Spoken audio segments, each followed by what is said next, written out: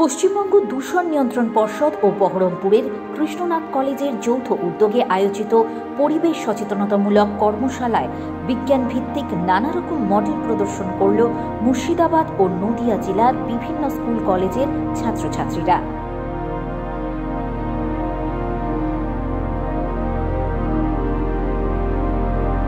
থেকে electric generate হবে, দিয়ে চার্জিং পয়েন্ট আছে, এন্ড দেন এখান থেকে এই ব্যাটারি চালিত গাড়িগুলি চার্জ হবে।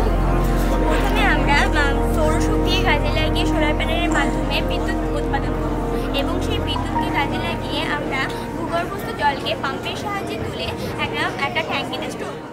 প্রদর্শনী অনুষ্ঠানের থিম ছিল মিশন লাইফ। প্রদর্শনীটি ঘুরে দেখেন পর্ষদের চেয়ারম্যান ডক্টর কল্যাণ রুদ্র, চিফ ইঞ্জিনিয়ার সুব্রত ঘোষ সহ অন্যান্যরা।